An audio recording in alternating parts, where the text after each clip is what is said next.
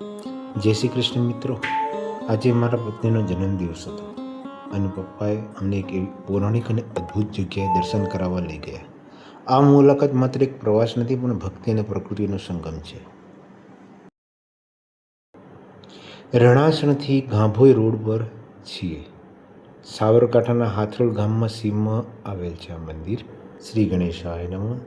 મંદિરમાં પ્રવેશતાની સાથે જ એક અનોખી શાંતિનો અનુભવ થાય છે. સૌથી પહેલાં અમે શ્રી વિઘ્નહર્તા ગણેશજીના દર્શન કર્યા. લંબોદર એકદંત વક્રદંડ ગજાનન ગણપતિ મહારાજ નમો નમઃ. ત્યારબાદ મુખી હનુમાનજી, ભગવાન હનુમાનજીના આશીર્વાદ લઈ લીધા. અહીં હકારાત્મક ઉર્જા, જે પોઝિટિવ એનર્જી કંઈક અલગ જ છે. અદ્ભુત આનંદ થયો શ્રી હનુમાનજીમાં. ત્યારબાદ અમે આ છે જગ્યાનું મુખ્ય આકર્ષણ, ચૌમુખા મહાદેવ. આ મંદિરની વિશેષતા એ છે કે તેને 4 દરવાજા છે અને શિવલિંગ પણ 4 મુખવાળું છે. જ્યારે શિવલિંગ પર જળ ચડાવવામાં આવે છે ત્યારે તે 4 દિશામાં વહે છે, જે શિલ્પકળાનો ઉત્તમ નમૂનો છે. ભગવાન મહાદેવનું જંગલમાં અતિ દુર્લભ શિવલિંગ મંદિર છે.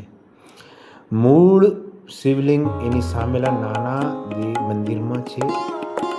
શહેરના ઘોંઘાટથી દૂર, નદીના કોતર અને પક્ષીઓના કલરવ વચ્ચે આ જગ્યા સ્વર્ગ સમાન છે.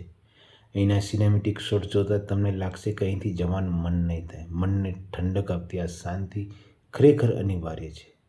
ચૌમુખા મહાદેવનું બહુ દુર્લભ અને ઐતિહાસિક કથા છે. ભગવાન મહાદેવના દર્શન કર્યા. ત્યારબાદ ભગવાન મહાદેવને જળ ચડાવ્યું, પ્રાર્થના કરી, આનંદ પામ્યા. અતિ દુર્લભ મહાદેવ ચૌમુખા મહાદેવનું મંદિર ગુજરાતમાં બીજે ક્યાંય જોવા મળતું નથી. મહાદેવ મહાદેવ મહાદેવ.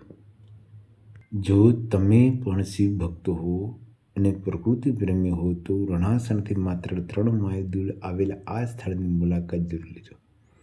આજના મારા પત્નીના જન્મદિવસને આટલો યાદગાર બનાવવા મારા પપ્પાનો ખૂબ ખૂબ આભાર.